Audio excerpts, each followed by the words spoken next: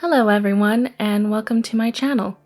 As the title suggests, I'll be sharing some of my favorite underrated Black characters. I use the term underrated a bit loosely here, so please keep that in mind. I also limited the list to 6 cause had I added more, we'd be here all day. If you like the video, consider pressing that like button and subscribing to my channel. Now, let's get started.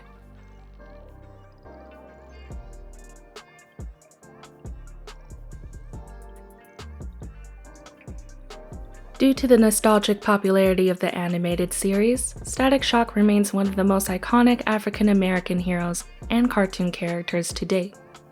So, I'm sure most of us have seen this particular character in fans' photosets of the show.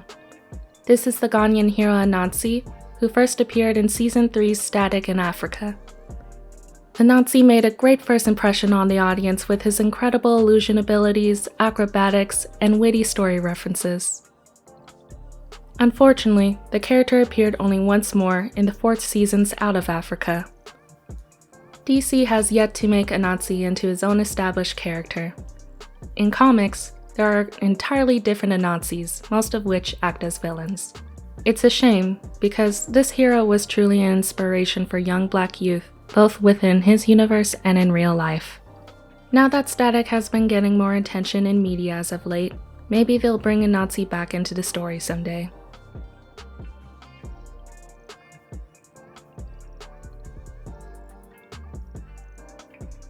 The Strawberry Shortcake cartoons always had an easygoing premise. Not so much end-of-the-world plots, but more like, oh no, my cookies are burned and the bake sale is today sort of plots. I get why not everyone isn't as drawn to this series as opposed to, I don't know, My Little Pony. Nonetheless, I still enjoyed it as a kid, and the one character I always looked forward to seeing was Orange Blossom.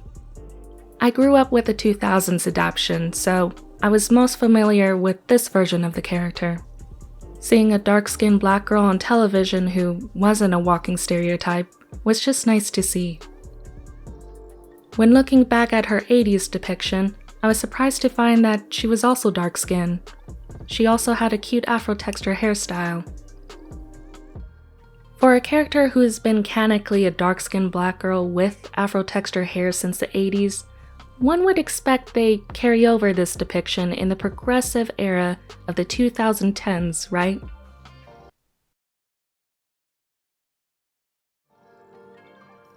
So, yeah. Not only did they lighten Orange Blossom's skin in this adaptation, but they straightened her hair too. It was weird, because she looks okay in some stilled photos, but then you see the actual show and can just tell something's off. And that's not even going into her official art where they really show they put no effort into making her skin tone consistent. The current web series seems to have at least given back Orange Blossom's afro hair and melanin. It's fine. The overall series is fine. I just don't feel like it carries a lot of the same charm as the other adaptations. But hey, that might be me just being biased.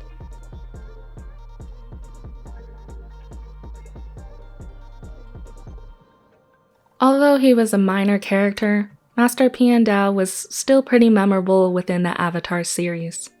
I mean, talented sword master, fantastic teacher, badass non-bender, who could forget this man? However, what puts him on the list is that most fans, including myself until recently, were unaware that he was, well, a brother. Let me explain. Pian Dao was based on the Moroccan martial artist Sifu Kisu. Kisu was a reference actor who modeled for most of the bending styles you see in the show. I'm sure there were other demonstrators, but Kisu was the main contributor who shared his various martial arts styles for reference footage. He even continued modeling and helping other reference actors for the Legend of Korra series. So, with all this in mind, one must question why the creators couldn't add African or Black characters into the series. I know I just implied I consider Pian Dao Black, but let's be real here, I doubt the creators thought about it. Regardless, if you were like me, a young Black child watching the show, and you saw this character as a brother for some reason. Now you know why.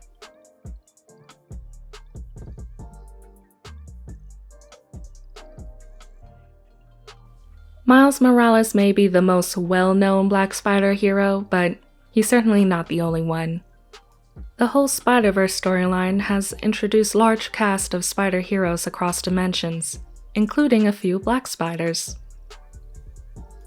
Out of all of them though, I feel Margot's character should have her moment to shine amongst the other main Spider crew. In her dimension, virtual reality is considered a norm of daily living. And in this digital realm, Margot poses as her crime-fighting avatar, Spider Bite.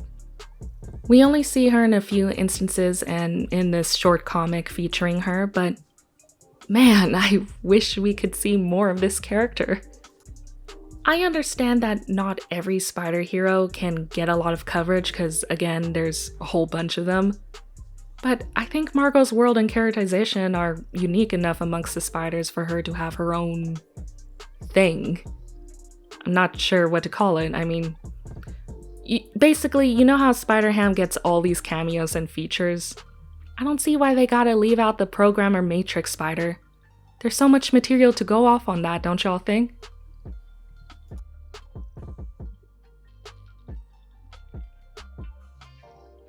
Yes, she is still very much an underrated character, at least amongst non-Black Disney fans. There are only really 3 instances I see non-Black fans bring up Princess and the Frog. 1. To make a hypothetical "what if we made Tiana white" scenario in response to seeing a mythical fish person with melanin. 2.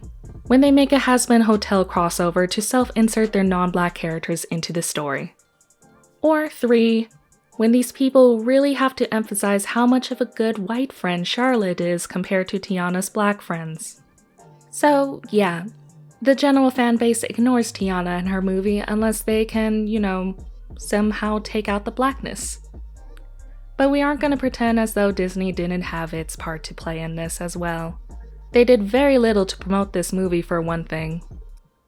Whether this was intentional or not is still up for debate, but all I know is that this movie was the last 2D animated princess film Disney made before they transitioned into this weird 3D animation era. They made little effort to promote Tiana in most of the princess lineups. Just saying, a bit suspicious. They cared so little for this character, they just straight up lightwashed her in the Wreck-It Ralph film, even though they had her design right in the initial trailer. Now, luckily, after how many years, Disney announced that they'd be releasing a Tiana series on their streaming platform. They also announced to revamp the Splash Mountain ride inspired by her movie, but I don't know, given its pretty shady history. You know what, let's not get into that. Not today, at least. The bottom line is, I'm hoping this new show gives her more visibility amongst other Disney princesses. As long as they stay away from the whole turning the Black person into an animal trope, I think we'll be good. Hopefully.